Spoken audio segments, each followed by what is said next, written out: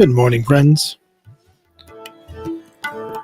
Thanks for being here this morning with us on the Journey Home Meditation for the morning sit.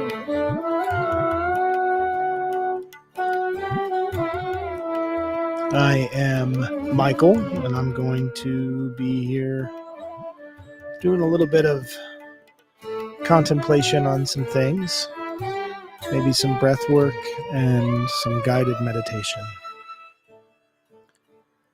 And I'm happy to be here. I am happy to be here.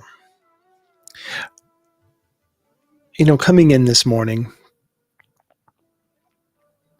I often find that somebody has left a bunch of garbage out in front of our space, or sometimes there's people sleeping, and all of this is okay. All of this is okay because it's nothing that is harming me or anyone else, and I can easily grab the garbage can and a broom and come out and sweep up some things from the sidewalk. And it's actually kind of a good practice. I enjoy that practice of being able to be present with the space in that way. It's like tending to a bit of our collective garbage, as it were. But some mornings I come in and there'll be like vandalism, intentional vandalism. We have a community board outside that generally has all of our flyers for the offerings that we have here at Journey Home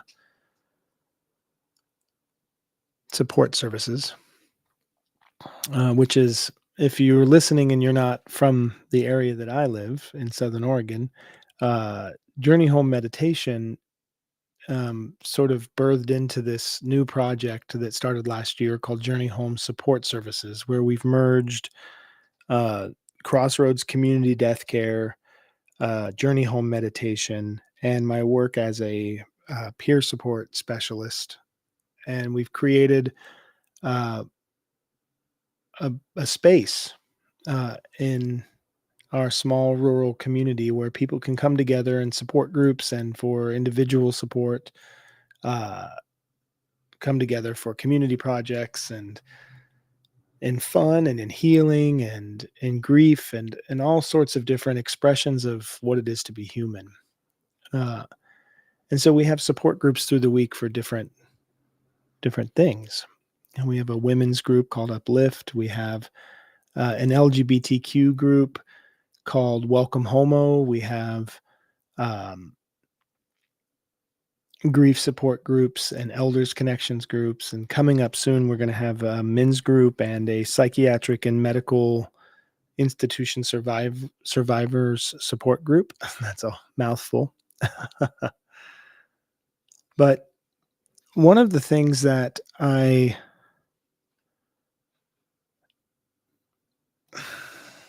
struggle with more than anything else with this space is coming in to find that people have either vandalized the posters and the flyers for specific groups, and it's usually the LGBTQ plus group that gets vandalized, but sometimes it's other groups as well.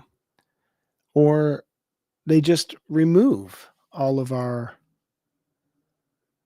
posters letting people know what we have going on here. Sometimes people will come and remove the naloxone from the box and just open it up onto the ground. I found some on the ground stepped on that was unused.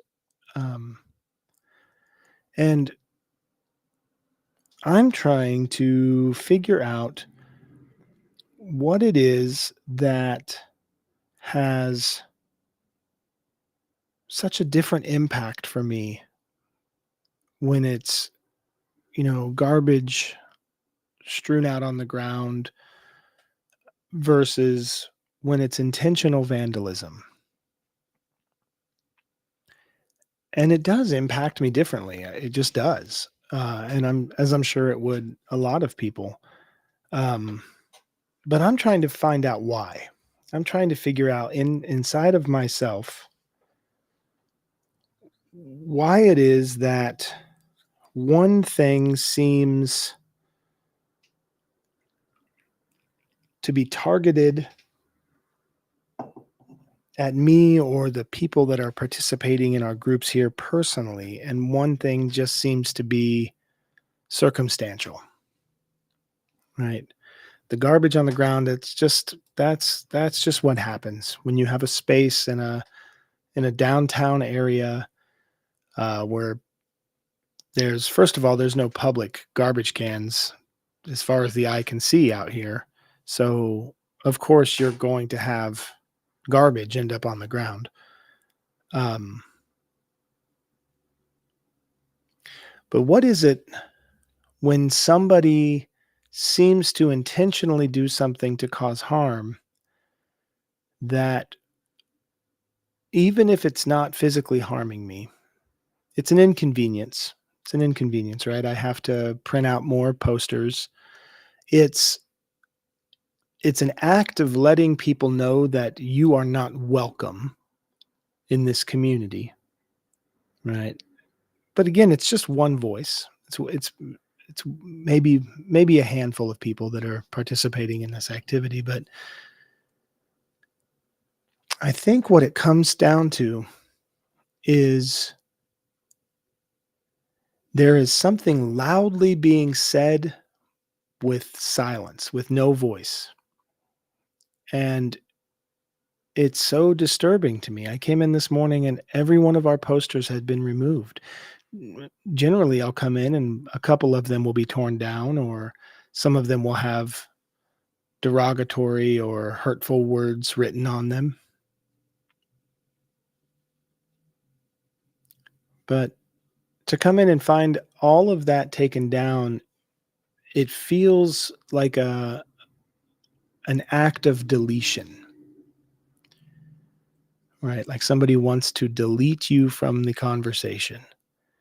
And I'm trying to figure out today what that feeling is inside of myself that I have. I mean, there's a lot of responses to that, but it certainly changed the course of my day, right?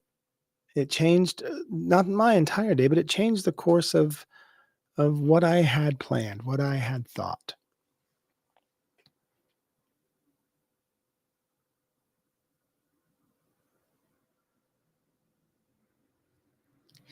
And then it brings me into this challenge. And the challenge there is, how do I find my place in this relationship? How do I find my place in the relationship of somebody wanting to delete me or delete my work or somehow silence what's happening here from the world? How do I find my place there?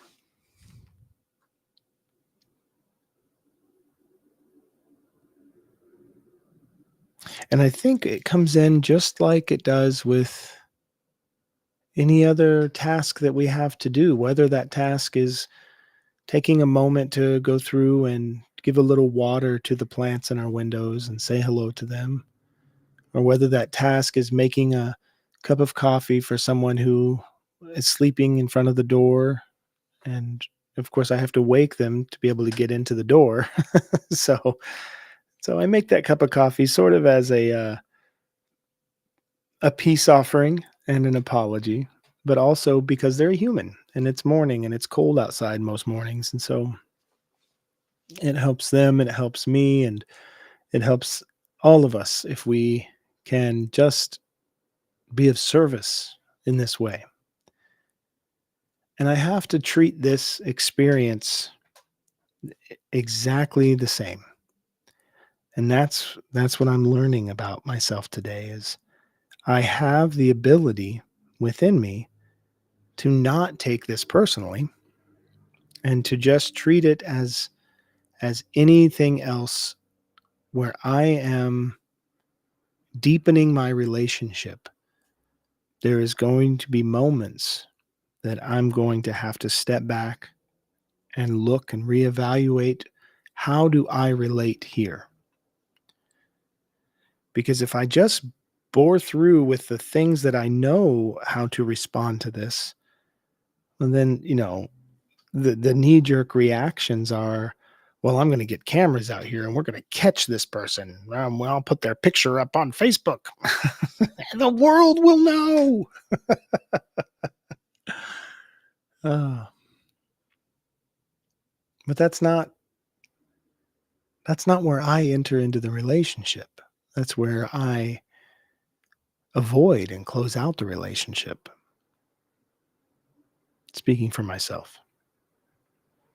So the place that I enter into that relationship begins with not taking it personally. I understand that there are people in this world that are terrified. They're terrified of change. There are people in this world who are terrified of other people healing. There are people in this world who are terrified to allow anyone to have space that they never felt they could have. And so to respond to a scared person with anger, it just seems it's like responding to a fire with dry tinder. It doesn't make sense. And we do it not because it's logical or rational, but because there is a discharge of emotion. It does. There is a feeling of vengeance that does feel righteous.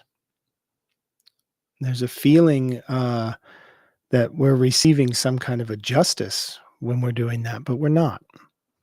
We're not.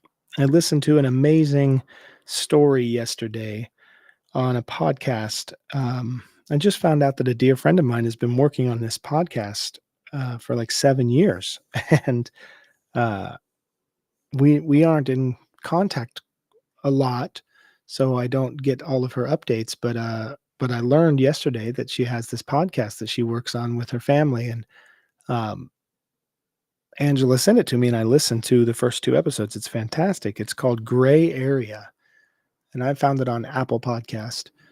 Um, but the first season, the first 2 episodes are these amazing stories, and um, kind of both of them revolve around a similar concept of reevaluating our relationship to justice, reevaluating our relationship to the notion of right and wrong and the ideas of receiving.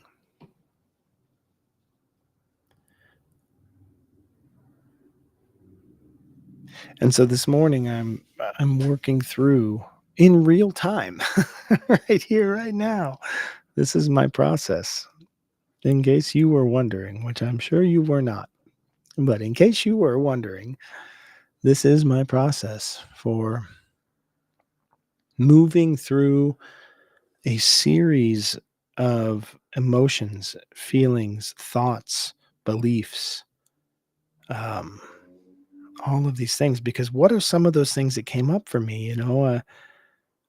My belief that there's somebody who doesn't want us here doing what we're doing, which that may not be the case.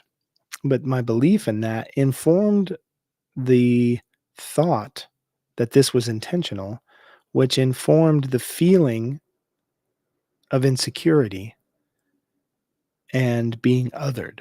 You know, I don't know if being othered is a feeling, so we have to find the feeling there, which would be, um, I guess, insecure, alone, ostracized, um, abandoned. There's another one. So working through that feeling and that process, it doesn't take long. As long as you can take a few breaths and sit back and not respond right away. And this is one of the things that I'm finding um, to be so detrimental about our social media world is it gives us at our fingertips the opportunity to react to something in the moment without thought, without doing those steps of work to understand who I am. It has very little to do with what happened or anyone else. This is all a process of an intimate understanding of myself and my processes before I put out into the world something that may not even be an accurate assessment of what I need. What do I need from this interaction? What do I need from this relationship? What do I need in this moment? And it's probably not going to come from shaming or throwing guilt or blaming anyone on social media. It's just probably not. It's not going to help.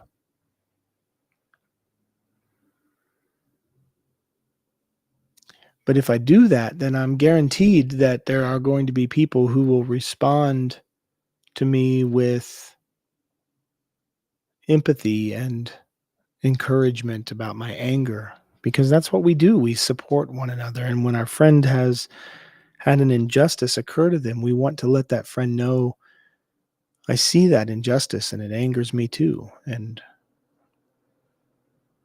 but the effect of that we don't intend, this is unintentional, is that we are feeding this way of being that is not serving the person who has been harmed inevitably. So I could break it down like this pretty quickly. When I get a rush of cortisol, right, stress hits my body from seeing the flyers removed, right? Pardon me.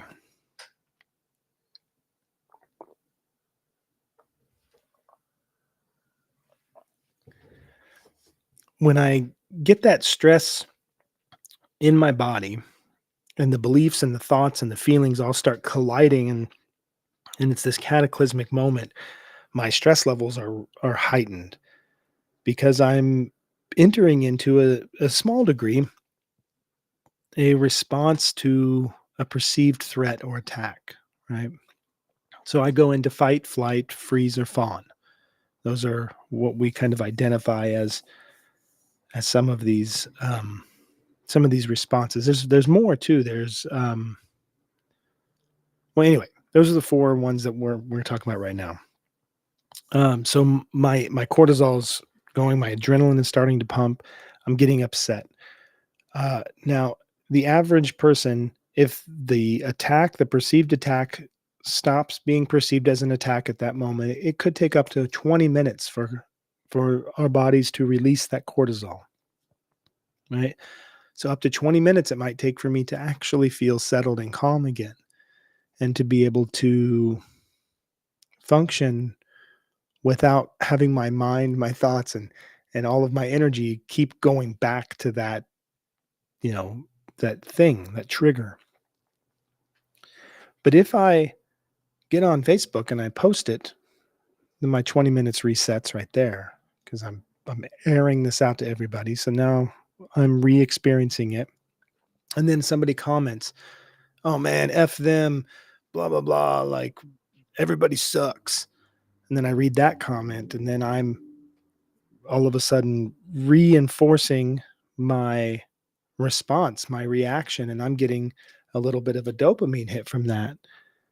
Thank you, friend, for getting my back on this. Yeah, screw them all, and then my 20 minutes resets. And it continues to reset every time we re engage from that same stuck place of anger and reaction. And so, unintentionally, in the thought that we are supporting one another, we are actually heightening one another's response to this triggering in such a way that it does not allow for us to have clear thoughts. It doesn't allow for us to, and when I say a clear thought, I mean a thought that's without the intrusion of my stress response, which, if you have PTSD, your stress response may be way over the top. Right? So I recognize this about myself, that sometimes my stress responses to small things internally is way over the top. So I need to take that break for a few minutes, take some breaths, reassess, and then respond. But we're not doing each other any favors by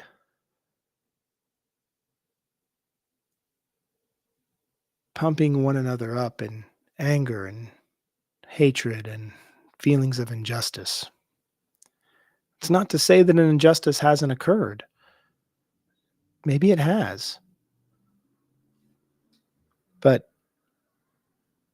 I'm curious, what could be achieved if we were to be that soft landing space for one another?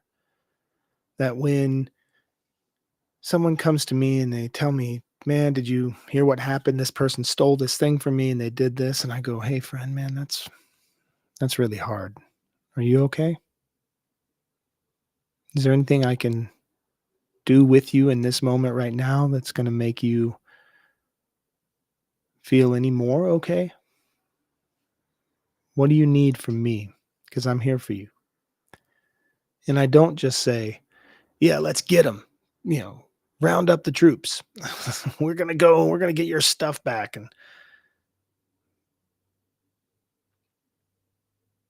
what if I were to first, before we make any plans to move forward, or before we start saying things that we may not actually mean, if we just took a moment just to recognize, hey, that feeling that you're feeling and those beliefs that you have, that's very difficult.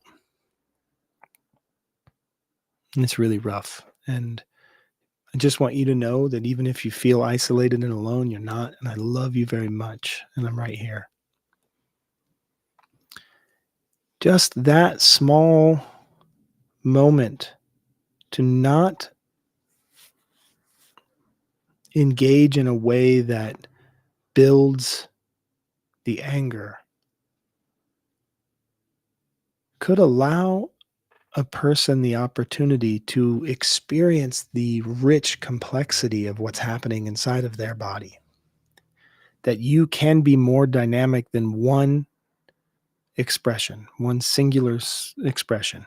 And this is not shaming anger. This is not shaming even an aggressive or even a sometimes violent response. Sometimes, as far as I can see, those are things that are a part of the makeup of our bodies and our world. And sometimes that's necessary.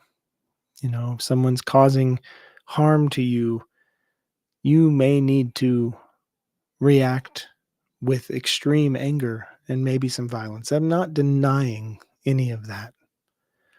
I'm simply stating that unless we have that deep, intimate relationship with our own processes, we won't know the difference.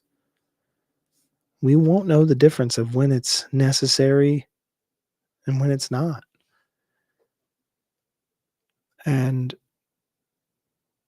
that's just an important thing that I'm experiencing today, is the ability to work through all of that. And even right now, as we sit, I'm feeling much more at peace. I'm going to print out some new posters. I want to put them up. And if they take them down, I'll put them back up. And that's what we'll continue to do because that's what needs to be done. So, thank you, friends, for being here this morning. If you'd like, I'd like to take just a few breaths together. We got a bit of a later start today, and I rambled on for quite some time. So, this practice can be short and sweet.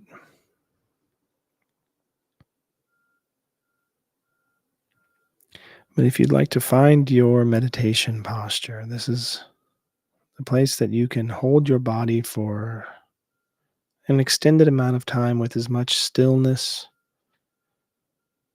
and balance as you can find. That's the least amount of stress or strain in my body. And this practice is a devotional practice to breath. So, what we want to do is hold our body in such a way that we facilitate clear, conscious breathing.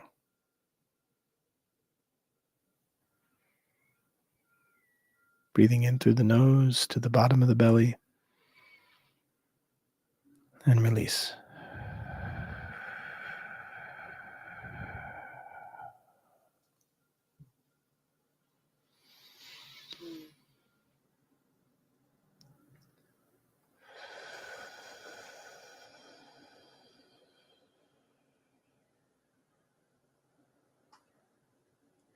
Conscious breathing is simply knowing that you are breathing while you are breathing.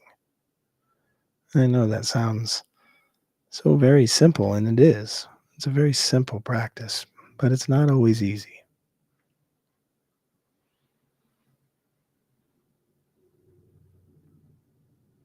Breathing in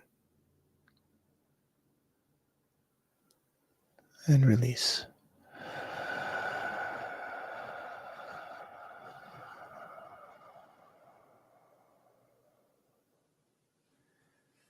You can bring your shoulder blades together just slightly in the back, opening the chest and the heart, letting the shoulders drop down, resting your palms facing upward on your lap. You can have your feet flat to the floor or crossed in any number of positions as you elongate the spine, level the chin. Just try to find this space of open receiving. Breathing in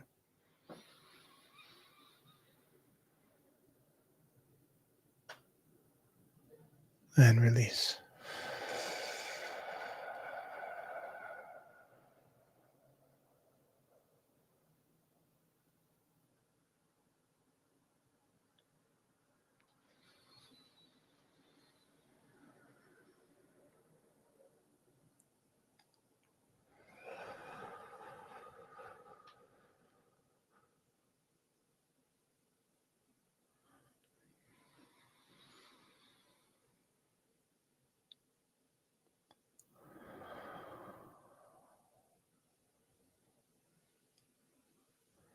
I noticed in the first few breaths that we took together just now, I was having a little difficult time with the in breath.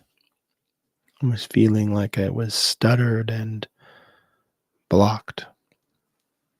And I recognize in myself that that's when I'm having a hard time receiving.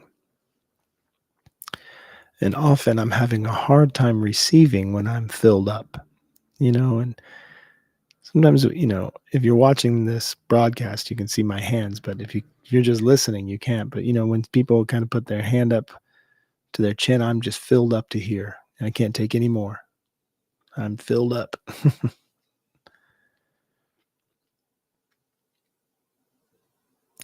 This is a time that we are being signaled that we need to actually focus more on the out breath than that in breath. So it sounds paradoxical, but when I'm having a difficult time with a smooth in breath, instead of putting my energy and my focus on that breath, let's look at the other side. How am I letting go? What's happening in my body when I'm breathing out? So let's take a breath and just feel your in breath and feel your out breath. Now I can tell you that my body is still rigid with my out breath. So my practice right now is going to be to intentionally focus on breathing out for a few breaths.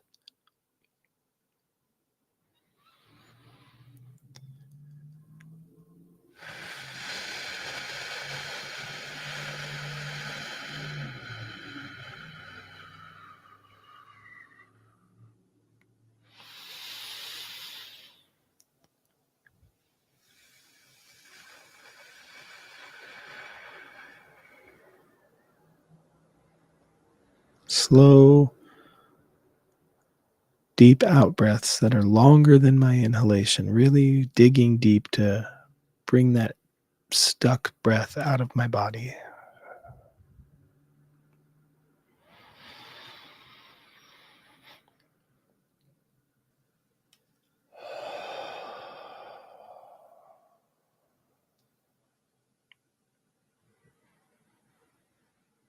And as I do this, I can feel that in breath becoming more and more relaxed.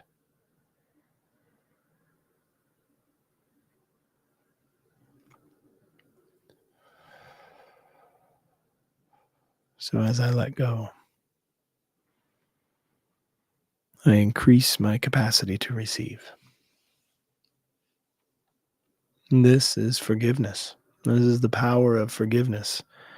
This is why I find myself cringing a bit when I read online somebody says, just so you know, you don't have to forgive anyone.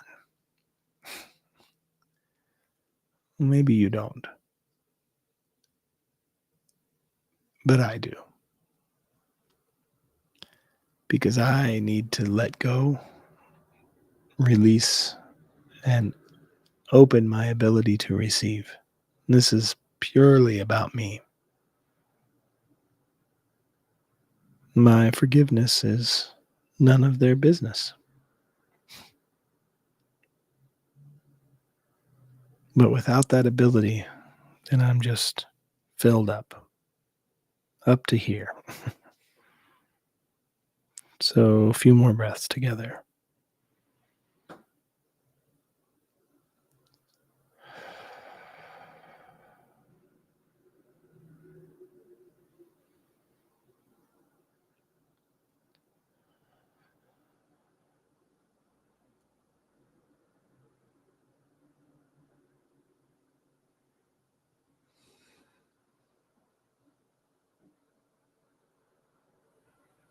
And there it is.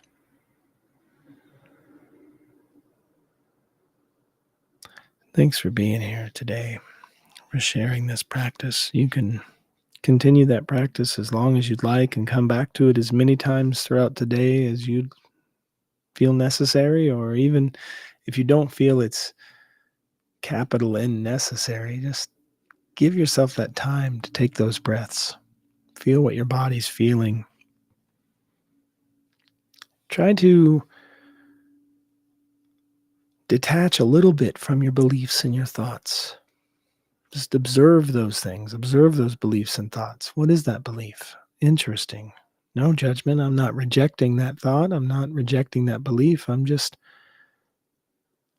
not owning it in that same way. I don't believe that it's me. I believe that that belief is there. I believe in belief. I understand those thoughts are there, but they're not the only things that can be in there. Those aren't the only thoughts. And as I do this work and I move through, I can say, it's better than I thought it was. It's better than I thought it was.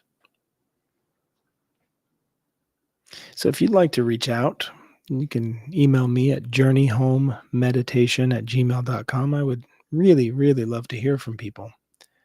Um, I enjoy it every time I get a message from someone, but more so than just enjoying getting the communication, I would like to be opening this practice to interacting more with one another, working out some of the things that we are working on in our lives together. Because as individuals, we are lost. The idea that we are separate or that we are individual already has us on the wrong path. It is through sharing all of our experience, that doesn't mean you should tell me everything about yourself, but it's through the ability to be vulnerable with one another and share our experiences that we can learn to navigate this human experience a little more. So reach out, send me a question, or tell me a story. Tell me how you relate to something that you heard on this program or something you disagree vehemently with, whatever it is. Journeyhomemeditation@gmail.com. I'd love to hear from you. So thanks so much for being here today. I appreciate you.